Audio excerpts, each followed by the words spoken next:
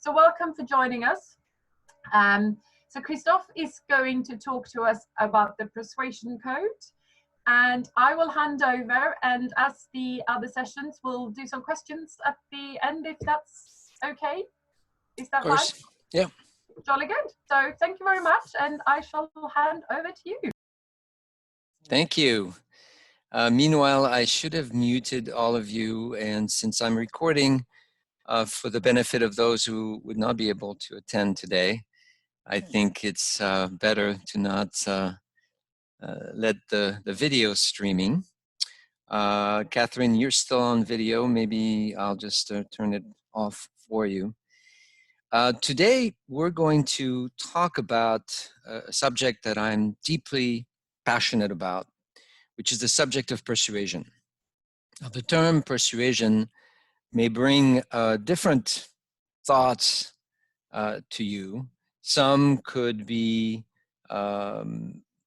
positive in the context of wanting to influence and convince, and some could be that there is the perception and sometimes the risk, clearly, that when you persuade, you may manipulate. And so the subject has been discussed for hundreds of years. And what's really exciting is the emergence of new knowledge and new theories around how persuasion works. Regardless of what you do individually, chances are that you have faced crowds or groups that you're supposed to ignite, excite, influence, and that task is not always pleasant. It's actually quite fearful to find yourself with a message to deliver and having to deliver it in such a way that you excite rather than demotivate people. The change from one picture to the other can be more systematic, can be more predictable if you're using some of the principles that I will teach you today. Principles that are anchored in science and have been tested and used by thousands of people around the world. Now, when I first decided to investigate the subject of persuasion, it's pretty easy to become overwhelmed, if not confused. There's lots of research papers on the subject and lots of books, of course, including my latest book right here, The Persuasion Code. But it's also interesting because only in the last few decades, particularly with the contribution of neuroscience, do we have a better understanding and a better acceptance of what are called human cognitive biases. And think of biases as judgments, preconceived ideas, shortcuts, sometimes even heuristics, any form of acceleration of decision or choices that are sometimes deeply anchored in old wiring of our brain, or simply the retrieval of habits that are serving us because they make things simple and reduce cognitive effort. And it's really important to understand that for a long period of time, persuasion was described as a science based on our capacity to deliver logical, sequential arguments. We now know that as humans, we don't have the ability to decide logically, and therefore it's important to take this concept into account. Meanwhile, we receive a ton of messages to our brain. In advertising alone, these are the message, of course, that want to persuade. We receive nearly 25,000 hits per day. And our brain just simply doesn't have the software or the hardware to process them all. So we tend to reject them. But a few of those messages have very special properties. And that's what we call the property of having a persuasion code. And that's what we've been investigating for many, many, many years. For 20 years, starting with our first book in 2002, we have proposed a theory of persuasion. We've proposed a model of persuasion, which is summarized here visually on this map. And you can download this map for free on our website, salesbrain.com. So what are the journey blocks in this particular visual? Well, there's 4 of them. First, I will describe what we call a theory of persuasion. I will discuss the science of persuasion. What we have learned is effectively making messages more effective. And I will close by challenging you all, whether it is for your own messages or messages that maybe you are crafting or consulting for. I will suggest a process of persuasion.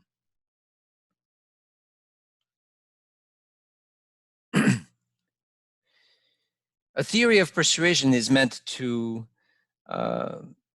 make the process and the outcome of messages that want to influence others more predictable, more streamlined, less messy. If you recall the last time you were discussing a new web page or a new flyer or a new email, often that process can turn into arguments. And the principle of a theory is to make this much more like an application of a method that will deliver the same outcome every single time. We've identified 4 factors that will impact your ability to persuade. The first one is if people do not have a frustration, a worry, a pain that your message directly targets, you will not be able to grab their attention. Number 2, you need arguments, you need the benefits that you're proposing, whether it's for a product, whether it's for an idea, whether it's for service, to have limited number of properties, and we call that your claims. We have discovered that the more you deliver claims, the less impact you have to persuade. And so the reduction of the number of claims is an important aspect of this model. You may have noticed by now the 0 and 1. These are the probability that you are able to use a limited number of powerful claim. The third factor is your evidence.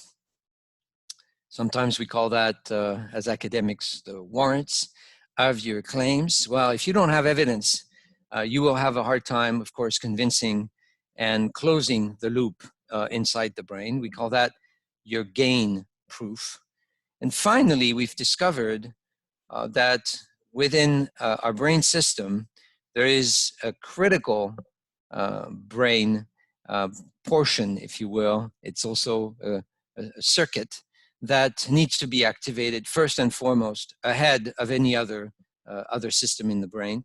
And that system is called the primal brain. And we'll talk more about it in this lecture. Let's look at an example. Your probability of selling a product as simple as water. Clearly, it's going to be a function to some extent of the degree to which people are thirsty. You do need to articulate, if you want to be successful at selling water, as commoditized as the product may be, that there's something truly unique about that water. You need to ideally present an opportunity for people maybe to taste the water or to review what other consumers have said about that water. And that would constitute what you say about the water. It will provide medicine for a particular problem, a pain.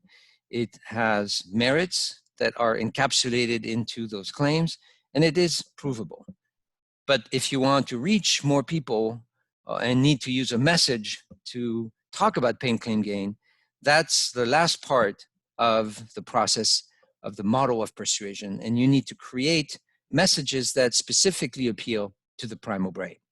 And as such, you will discover the primal brain is a very primitive area of the brain, preverbal, that only responds to messages that are primarily visual and emotional.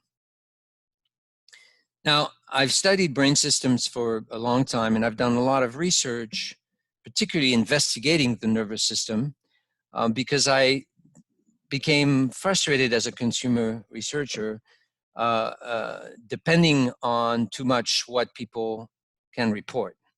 As you know, the lion's share, we're talking over 95% of research method in marketing, are still highly dependent on people's ability to report, to share their experience. And unfortunately, there's lots of limits to that process.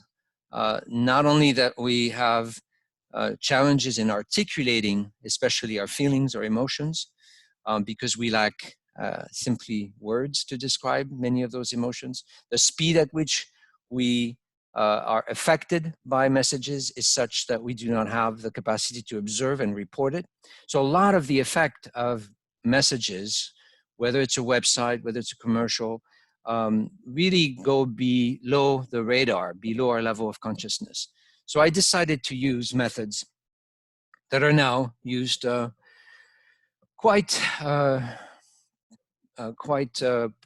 mainstream for some countries that are ahead in marketing research, and are typically looking at 5 modalities, with one especially probably more advanced in my own company, which is the use of vocal data.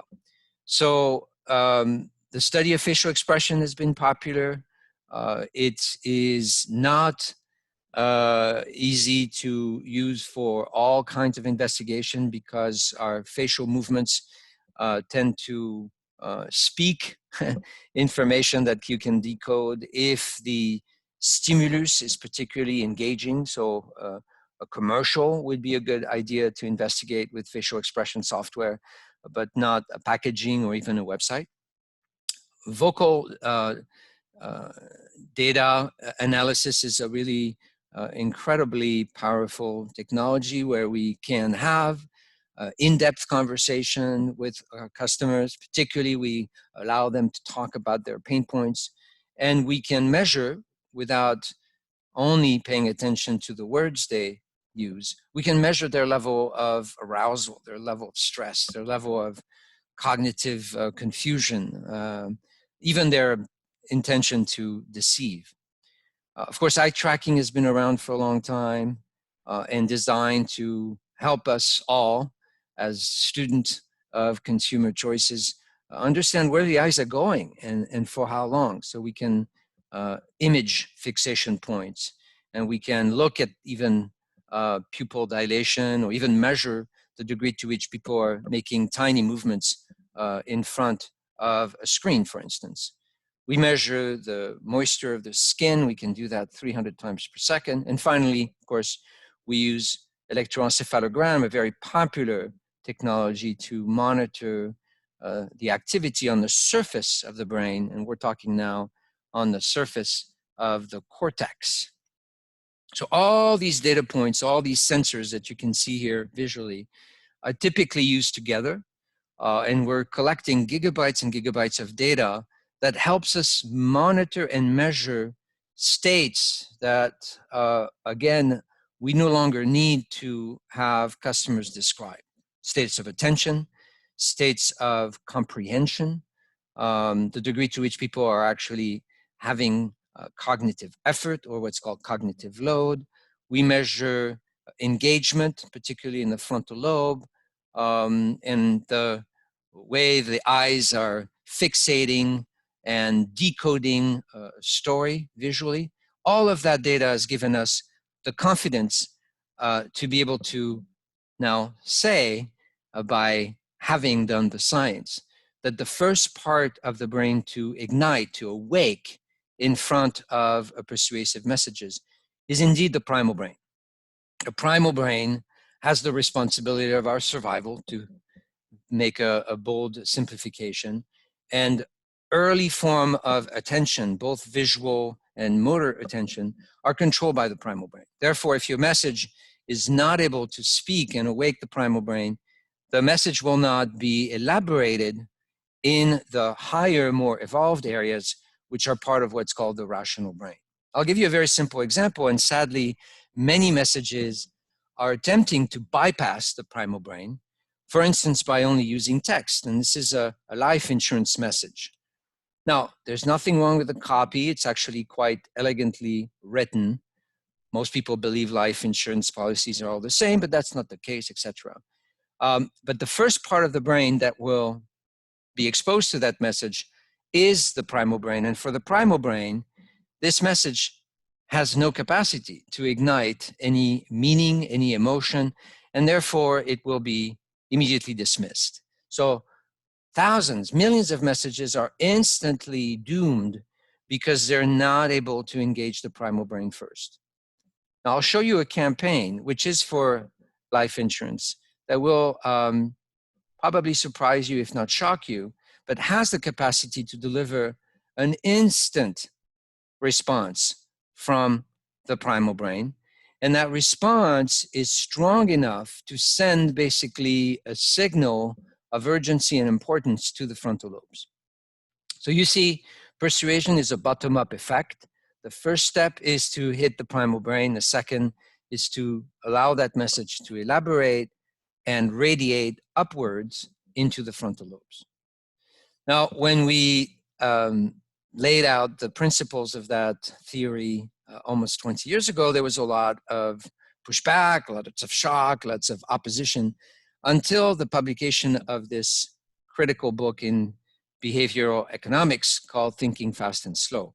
And that book confirmed and established the importance of System 1, which is another way of calling the primal brain, in controlling most of our decision.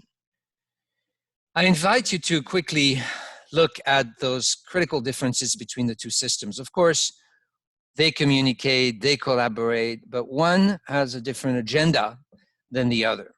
One, the primal brain, is fast and speed is everything. It's an old system, and therefore it's been working and engineered a long, long time ago. It only worries about now, and therefore very few messages that insist on visualizing or envisioning the future will speak to the primal brain. The primal brain is the now brain. It's always on. Mostly it's looking at protecting us, so vigilance is the key default software. It seeks familiarity. When it's a situation or product that is too new, it can scare away the primal brain, and you have very little control over it. So therefore, there are 6 primal biases. Remember, we talked about biases. There's an inventory of 188 cognitive biases, but we believe that the 6 primal biases can predict most of the cognitive biases. And what are they? Well, in the primal brain, we're on a mission to avoid threats and suffering, which is why the Persuasion Code says that you need to have in your message to persuade the ability to instantly demonstrate that you understand, empathize, and can even mirror a pain. And that part of the message we will call personal. For the primal brain to respond to a decision, a choice, it wants speed. And the quickest way to present options to the primal brain is to present 2 options and to contrast and make it clear that one of those 2 options is not the right option. In other words, to force the choice to the only option is what the primal brain expects. And by contrasting, you can do that. The primal brain does not have neurons to decode language or intense computation. It responds to messages that are tangible, that are concrete, that reduce cognitive effort. Regardless of how smart your targets are, they will always appreciate simplicity and speed. We call that making the message tangible. Remembering in our brain is challenging, and that's why you need to work harder typically than you do to make your message memorable, to repeat a limited number of words, to hijack the attention at the beginning and hijack the attention at the end. We are visual decision-making machines primarily in that ancient brain.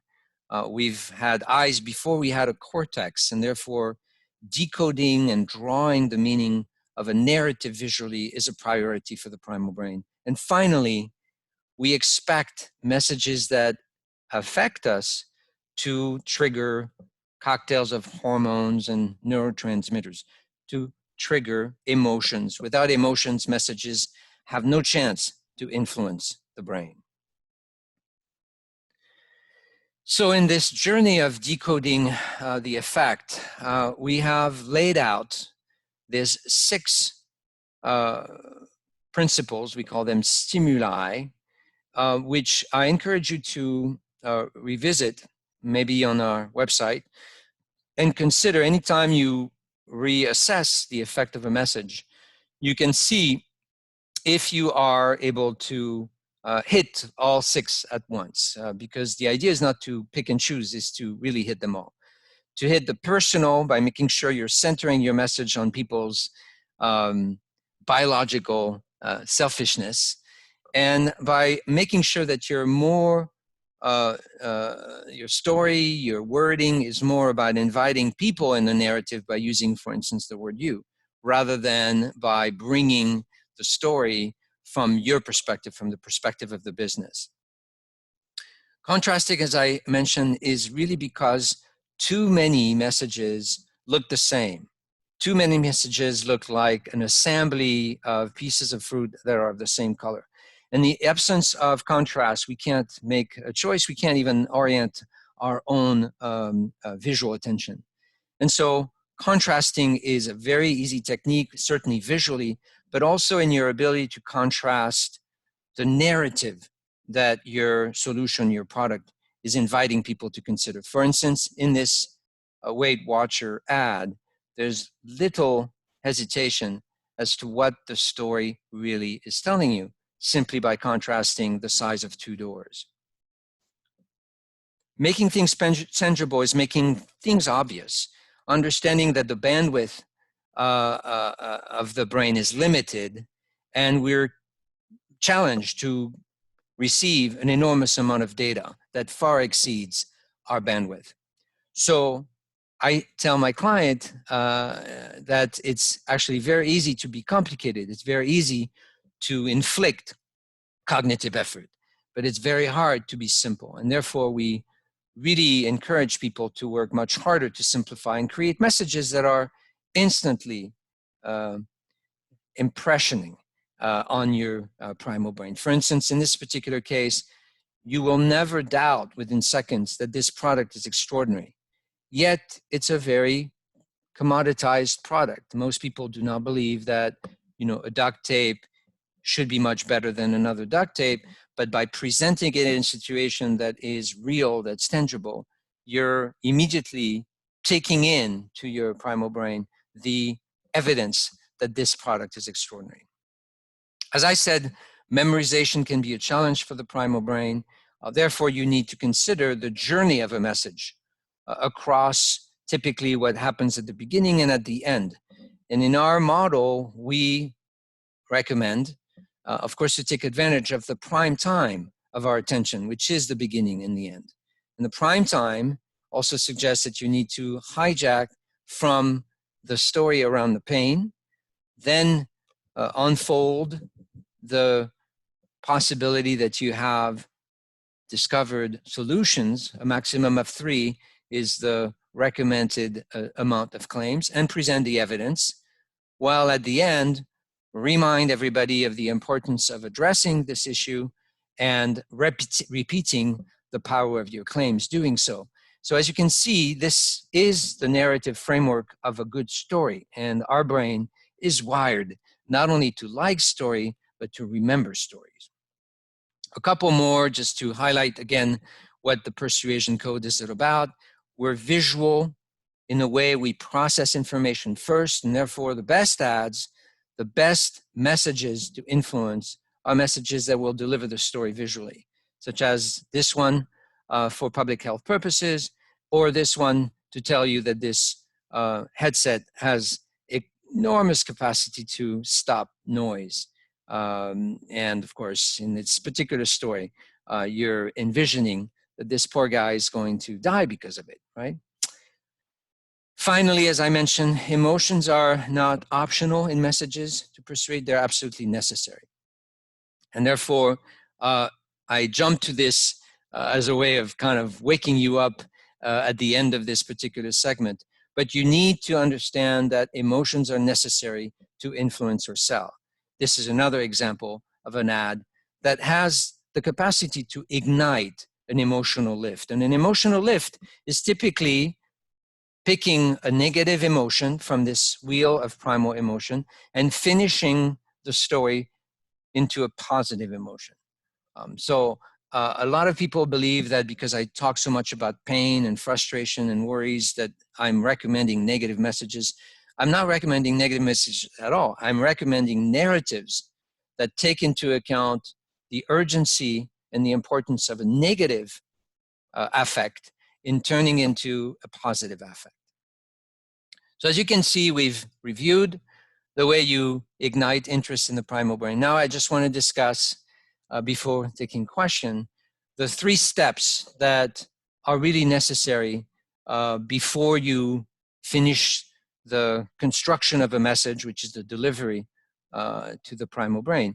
You need to understand and address 3 questions as it pertains to your target. Anytime you're on a mission to persuade now, I would like to consider that the first step, most important, is to define what pains those customers have and what pains you're able to solve better than anybody else. That's step 1. Step 2, carefully assess all the arguments you want to use and only pick the 3 that have the highest chance of differentiating and contrasting the benefit of your offering. So claims are supposed to also be memorable, and lots of examples on our website show that we create claims that are easy to remember, words are catchy, we craft icons for those claims to be dressed up, if you will, so that they attract more visual attention. So there's a real practice around working on your claims that is very essential. And then once you have identified 3 claims, do your best to collect and project evidence in ways that are compelling. Visual evidence, of course, customer stories, reviews from customers. All this is meant to seal inside the brain and avoid and reduce any form of doubt that the message is going to have the impact that it needs to have on the primal brain. So what have we discussed? We've discussed that there is excitement around the field of persuasion because it is now possible, largely thanks to neuroscience, to no longer make this process of persuasion messy, but make it more scientific, and especially by following a theory, by using principles that are scientifically known to excite the process of moving the information from the primal to the rational. I'm happy to open now for questions, so I'll allow, and hopefully we'll do that in a way that is not too messy. Here we go.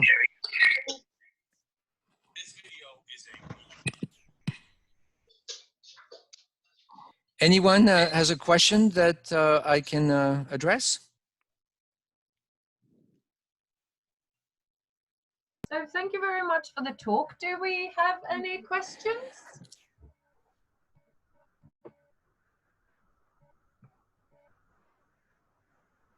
It's very quiet. So can I ask a question in that case? So if everybody followed this principle, thank you for a very interesting talk, I should say, and kind of looked to excite people in the same sort of fashion in terms